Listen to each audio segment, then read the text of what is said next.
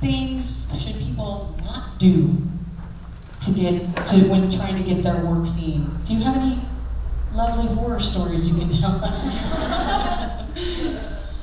Learn from other people's mistakes. Well, I would say, I'll kind of like sift through a few of them. Honestly, in terms of horror stories, it's just about people not treating executives, or vice versa, as people, and thinking that it's so much more to it than it is.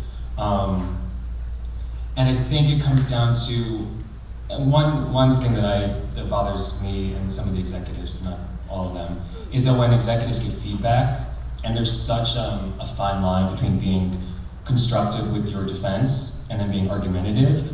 Again, in terms of these pitch sessions anyway, these executives, they're lovely, amazing people. This one thing that always stands out, and they remember, when we go to networking events, I hear executives talking about our writers and how amazing they are, but you can never go into a pitch session or any meeting, obviously, being argumentative or going into it almost with like a chip on your shoulder. So always go into any meeting with executives because they will remember for years. We talk about instances, years, Y-A-R-S. So, yeah. I have two things. Do you want to go first? No, you can go. Okay. One of my first things would be able to accept a no and continue the relationship because there might be something later. And then my other thing would be, please do not call 18 times a day. I am actually in the process of terminating, this is one of my horror stories, I'm actually in the process of terminating a client who's a legitimate client who has really good content. I just had to say I can't do this anymore because if he couldn't get a hold of me within 3 hours, I would get 4 calls of him yelling at my assistant. I would get 3 emails about how I'm not there for him. And I think, again, there's that being realistic factor of there are other things you have to do in a day. In order to get my job done for you, I have to make calls for you. And if I can't make calls for you just because I need to talk to you, that won't work. That's a good one. I would add 2 more things.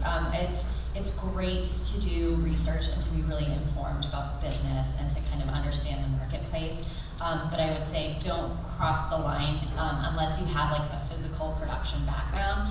It's good to, don't pitch your script and say, okay, well, it's going to be $100 million and it has to be shot in this location. And I mean, like that's our job, just focus on the story, focus on the characters, focus on, if you're a writer.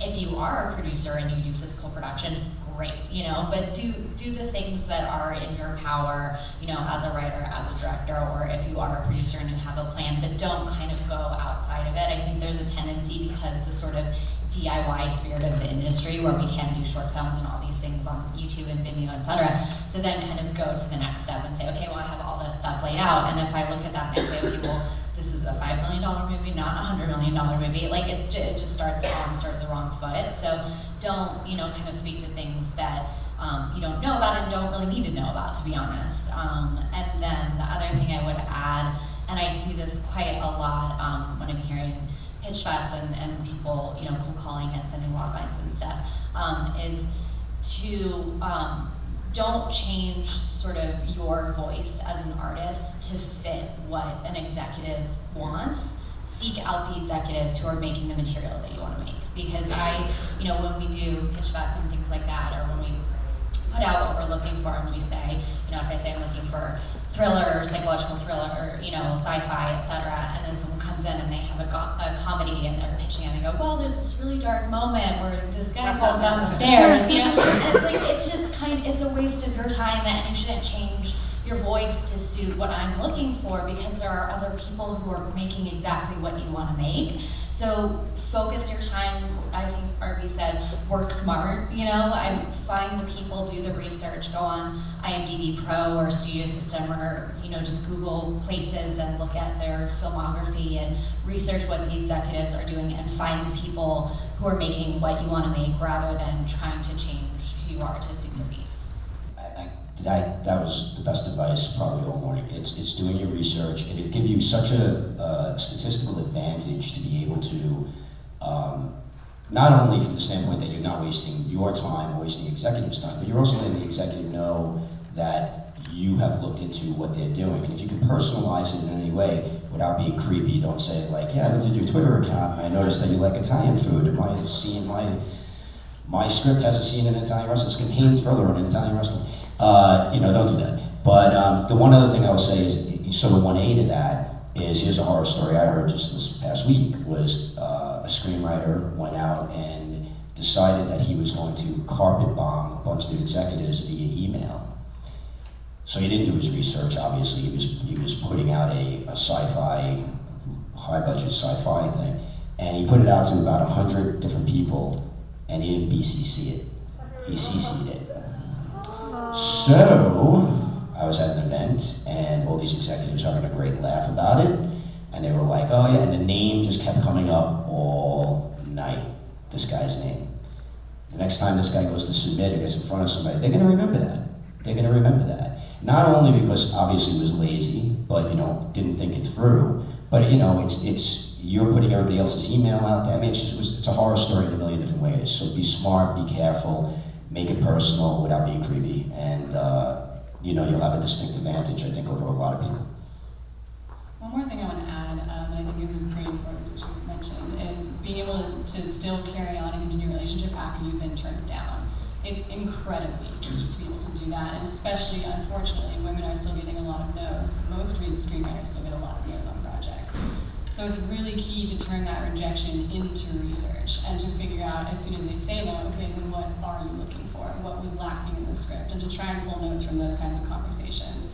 Because the odds are we get pitched tons of projects, and I'm sure everyone here has read hundreds of thousands of scripts, and we're constantly reading during the weekend, during the weekends, and so we're not obviously making all that content, even if we like it. So the other thing to figure out is, again, just all the reasons that we turned it down. Was it not a brand fit? Was it something in the character? And try and turn that into some information that you can then utilize, and then continue to be cordial and continue that relationship.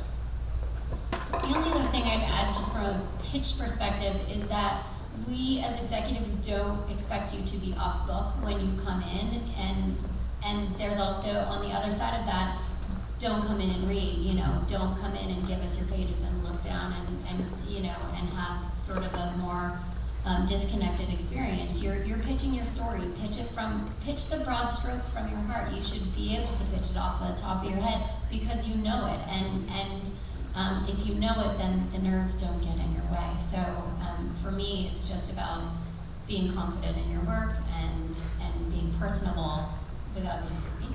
And